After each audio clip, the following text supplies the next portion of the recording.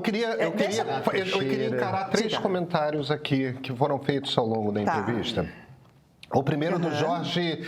Jorge, você me perdoe, eu não sei como é que pronuncia o W do seu nome, então eu não sei se é Jorge Vaquim ou Jorge Joaquim. Eu não sei se é um W alemão ou se é um W americano. Então perdoe nisso, mas seu comentário. Um programa inteiro com política, ainda por cima com Caiado, o que está acontecendo com o meio? Muito ruim. Selma Sampaio, que mau gosto do meio, tanta gente interessante, inteligente para ser entrevistada. Perdão de tempo, desisto de assistir. Miguel Ângelo Monteiro, deixaram Caiado falando sozinho, não questionaram quase nada, conversa de comadres. Miguel, você não assistiu a entrevista. E deixa eu falar uma coisa para vocês. Eu acho que, olha, eu adoro vocês, eu acho divertido a turma de direita, a turma de esquerda, acho bacana que a gente tenha liberais, conservadores e socialistas aqui nessa janela de chat, porque, em essência, mostra uma riqueza e mostra que a gente consegue atrair grupos muito distintos. Agora, entendam bem, a gente vai chamar pessoas como a Manuela Dávila, a gente vai chamar pessoas como o Ronaldo Caiado. A gente vai entrevistar pessoas de muitos leques. Nós aqui, todos nós, somos crias do jornalismo tradicional. Eu saí do armário ideologicamente e falo abertamente que eu sou liberal, isso é verdade, mas eu não deixo de ser um jornalista absolutamente tradicional. O nosso trabalho aqui não é ser um veículo de comunicação do PT.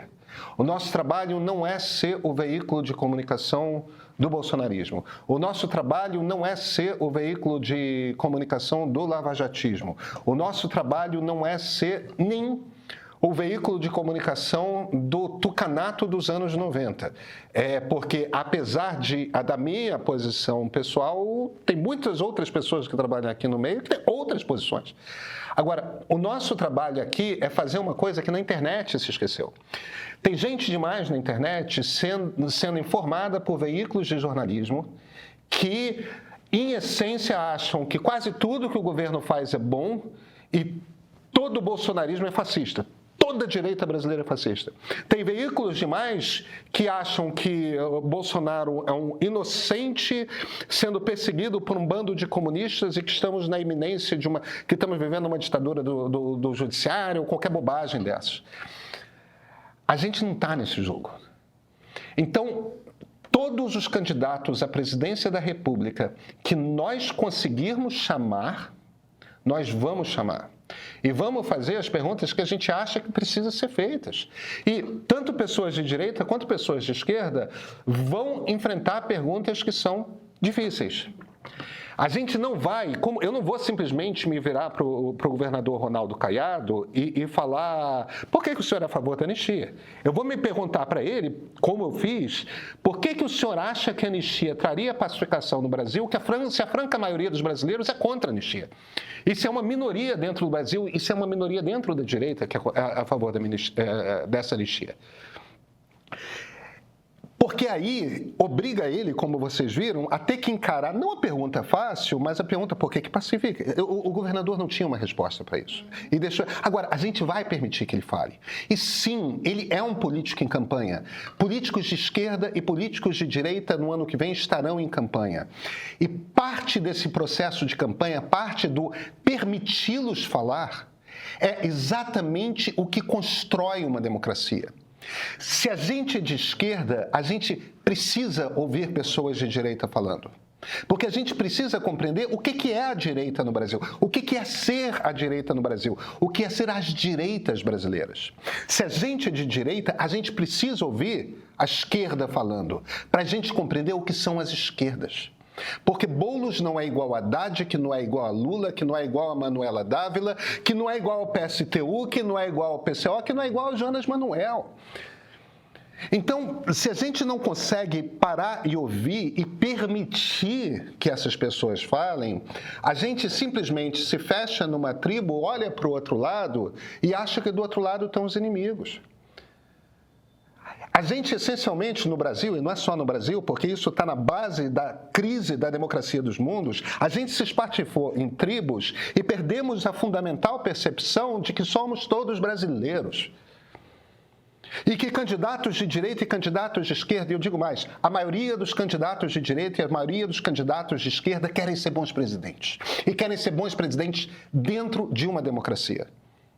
Sim, nós temos um problema. Tivemos um presidente que tentou um golpe militar. E políticos de direita se convenceram, a maior parte dos políticos de direita, não todos, mas a maioria deles se convenceram de que é bom politicamente para eles, porque vai atrair votos para eles dentro do eleitorado de direita, oferecer uma anistia. Eu acho que eles estão cometendo um erro sério. Mas isso é algo que a gente trata dentro do debate numa democracia que está em crise, mas dentro do debate fundamentalmente porque é com o debate que se faz uma democracia. Então, veja, seria muito mais fácil para nós aqui no meio fazermos um jornalismo petista, governista, ou antipetista, antigovernista. Porque as redes sociais, os algoritmos das redes sociais jogam audiências imensas para quem é contra e quem é a favor, para as tribos. As redes vivem do conflito.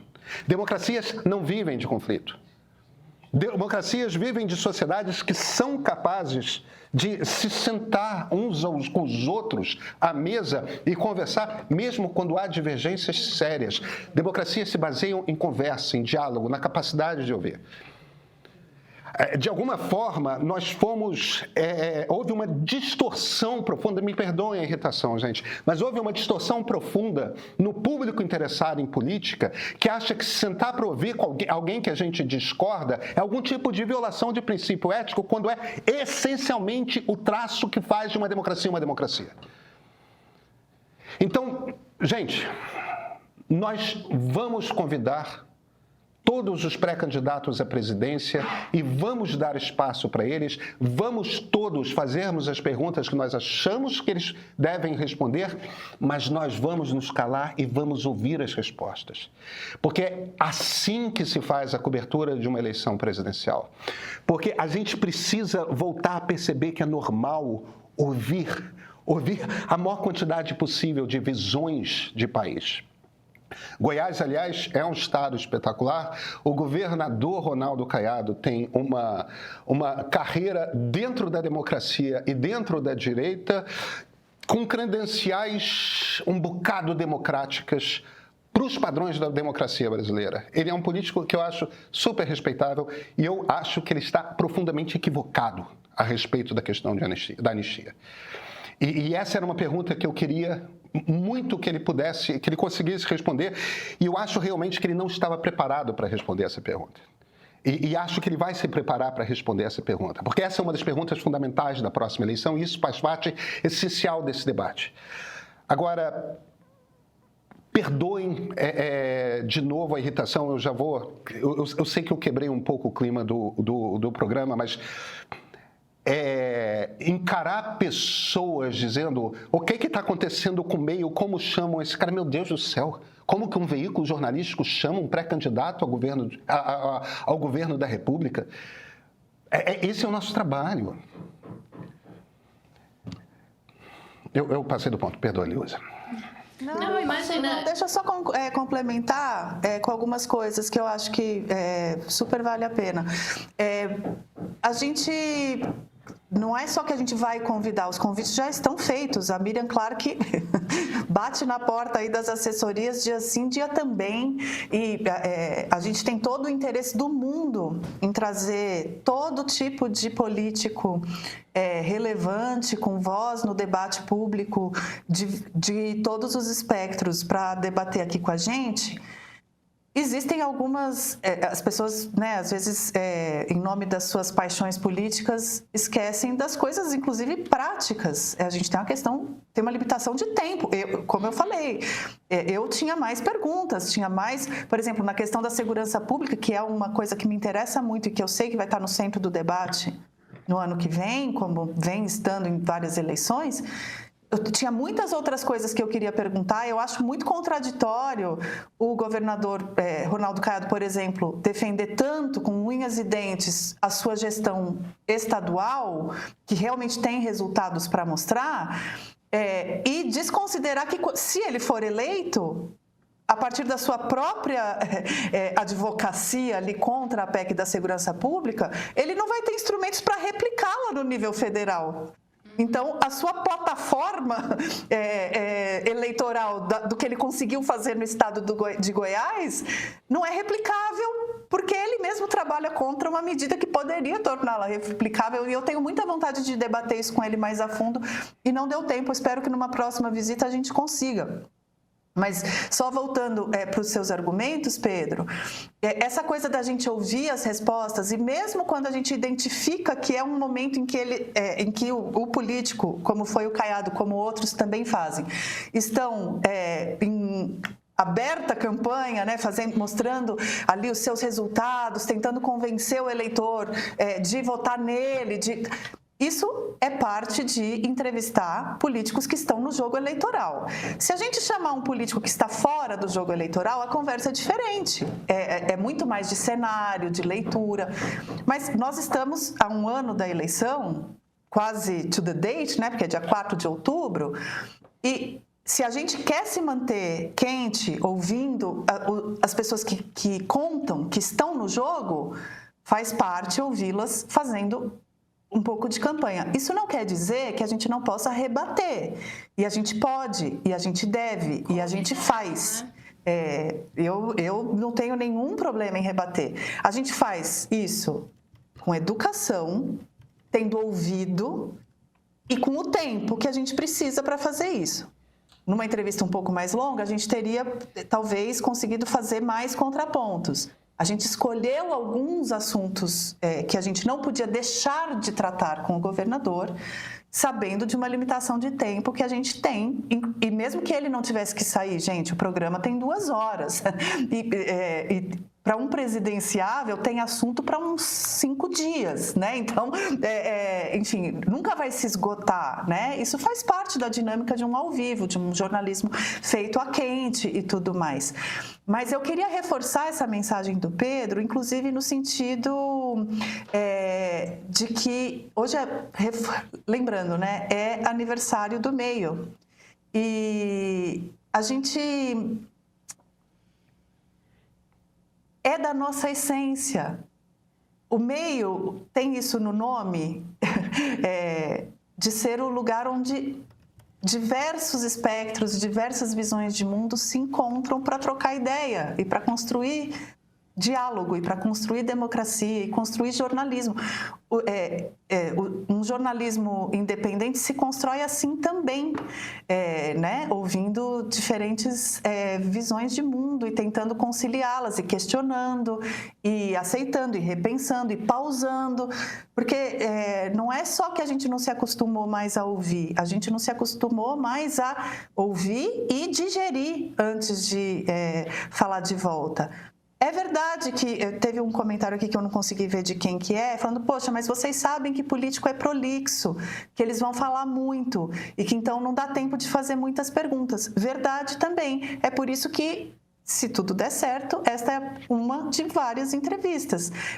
Várias, não sei, mas pelo menos mais uma, conforme a corrida eleitoral esquente. Enfim, o mundo não acabou hoje não, gente. Nós estamos aqui todos os dias, viu? 2 horas por dia e estamos batendo na porta de todos esses candidatos, esses atores políticos relevantes, presidentes de partido. A gente tem convite para o Edinho Silva, a gente tem convite para o Valdemar Costa Neto, a gente tem convite... Está espalhado. Está espalhado por Brasília inteira convite para as pessoas virem debater com a gente. Faz parte, inclusive, da gente ser um canal independente, o fato de que a gente não consegue trazê-los igual a Globo News, dia sim, dia também. Mas a gente tenta e a gente tem conseguido cada vez mais, porque a gente é cada vez mais relevante e a gente é cada vez mais relevante. E vou aproveitar e emendar o jabá, graças à assinatura de vocês que... Está aqui o QR Code, proporcionam que a gente faça jornalismo gratuitamente aqui no YouTube, na nossa newsletter diária e nos nossos produtos premium para assinantes que pagam R$15 por mês. Então, se você gosta disso tudo, assine R$15 por mês. E digo mais, para encerrar minha participação e devolver para o Rio. Hoje tem Dolly 2, às 18h15 aqui no canal. Que se você tá também, Caiado, Edinho, cansei disso tudo, eu e a Pietra vamos falar da novela Vale Tudo, da Odete Roitman, da Heleninha Roitman, dos furos do roteiro e de como as novelas nos modelaram enquanto brasileiras. A história foi feita. Em 11 de setembro de 2025, o Supremo Tribunal Federal condenou Jair Bolsonaro a 27 anos de prisão em regime fechado pela tentativa de golpe de Estado. Com isso, o nosso documentário O Julgamento do Século ganhou um epílogo. Com depoimentos de autoridades civis e militares, juristas e políticos, o filme reconstrói o quebra-cabeças até a condenação de Bolsonaro e seus aliados. Com a apresentação de Flávia Tavares, roteiro de Sérgio Rodrigues e direção de Ricardo Rangel, essa é uma das maiores e, melhores produções do meio. Se você já viu o documentário, assista ao epílogo. Se ainda não, assine o Meio Premium e assista a versão completa no nosso streaming.